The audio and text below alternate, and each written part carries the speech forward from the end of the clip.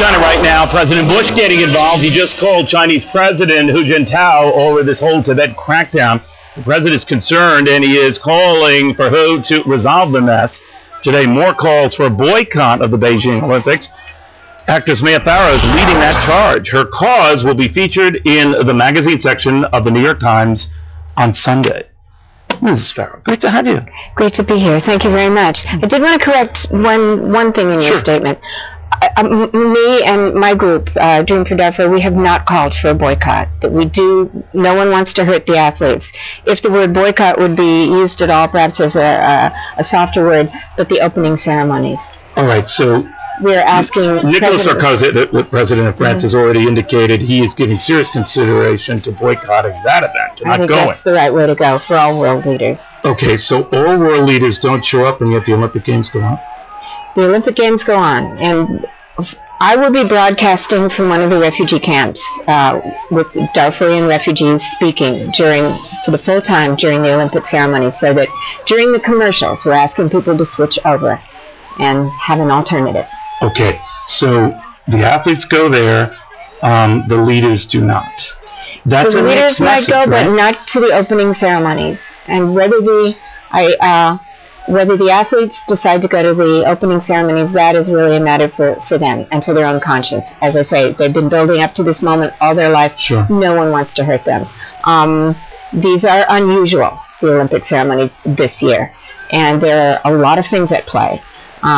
I wouldn't say what the athletes should do, but I do not want my leader representing me at the Olympic Games as long as genocide is ongoing in Sudan. Okay, now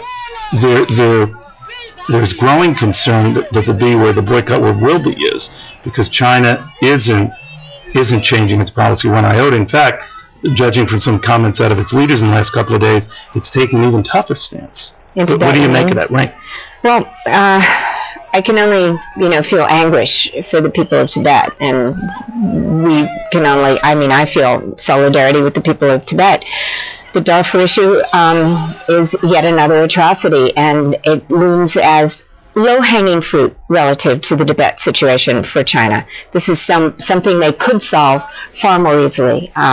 Persuade Khartoum to cease the bombing of civilians and attacks upon civilians, and admit the peacekeeping force that they themselves signed on to last July, but which has only straggled in to 9,000 now, not the 26,000 that would be capable of protecting civilians. So we're asking China to do that. You're an accomplished actress, so you know something about how things are perceived in the public and how people look in the public. And China had to know that these issues would come to the fore the closer we got to the Olympics. Yeah. And did not appear to do much ahead of them. Is it too late now? It is the 11th hour for people. If not now, when are they going to take a stand? And, I think the American people should make their own wishes felt. We have corporate sponsors. We hope that they will take a responsible position. What is a responsible position on their part? Well, our Dream for Darfur, my organization, we're asking them to join together to the extent that they can and write to the permanent 5 members of the Security Council expressing the wish that they will align themselves with China in seeing the immediate and full deployment of those peacekeepers. But what I'm asking, what about sponsors like Coca-Cola and Budweiser and other the Olympic sponsors who are still planning to be sponsors of the Games? Yeah. What is your position on their role? We don't want to ask them to do something they can't do. That would be dumb tactics. If it were me, that's another matter. I would probably take my money elsewhere. But these sponsors, many of them have been extraordinarily reasonable.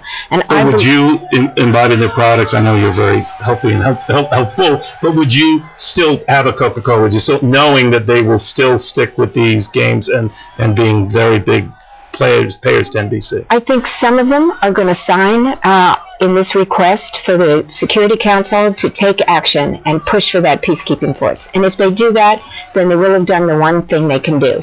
And shame on the ones that don't. And I have inside information that about 5 of them are about to take that position. I can't say which, but I'm very encouraged and hopeful, and we should know by Friday. The 5 prominent sponsors, well? Mm-hmm. Okay. So Where does this all go? I see it getting much nastier. I see these protests getting much nastier, and I see China indicating no willingness to change its policy. Now they keep that up, and it gets worse, and we see more demonstrations like this. Right. Does it ever move from a boycott of the opening event to a boycott of the event itself? It may inevitably go there. There is a desperate incongruity, and people are seeing it. How can a nation host the Olympic Games at home while underwriting genocide in Sudan, in Burma, in Tibet? I mean, these are Solomon issues. I don't know if the world will end up calling for a boycott, but for now, my position is that I see this as a window of opportunity for China for all parties to use their points of leverage with China to persuade them to do the right thing on certain issues. I don't think all the issues will be solved by any means, but it is possible that we could get the peacekeepers into Darfur, and that would save hundreds of thousands of lives. Finally, let me ask you, China has had a sort of an incredible last decade, as you know, Mia. Right. They've boomed and grown, even as they've remained, in the eyes of its critics, thugs when it comes to The first sentence of my granddaughter is made in China. Right. Her mom picks up a thing and goes, oh, made in China. So, Mia, what I think they look at is, hey, we're doing just fine. People know what we're like. People know we act up at these demonstrations, and we're tough. And yet our economy is the world's envy, and we're getting it done no matter what we do. So if you don't like it, stuff it. That seems to be their message. Look, I see that there's a larger game of monopoly going here.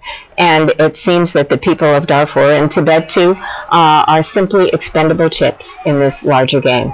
And shame on us if that's where our value system comes down. But I think what we're seeing in America, anyway, is the largest civic response to an atrocity since apartheid. And individuals are now stepping up to take responsibility to protect imperiled populations in the failure of governments and the United Nations to do so. We see not just Nobel Prize winners and parliamentarians and congresspeople, but ordinary citizens, students, artists, all kinds of people stepping forward and saying the games cannot go on as usual. And many people are now seeing this as a point of leverage. And if enough people push, I have to think that Beijing has to be scrambling to try to make things right. Look at how desperate they are to have those games untarnished. Look what a mess it now is. What are they going to do in the meantime? And what is our response? And if not now, when? All right. Mia Farrow, thank you very much. Thank you. I think we're carried in China, so they might have hurt you. All right, Mia Farrow, very good singing. I appreciate it. Thank you.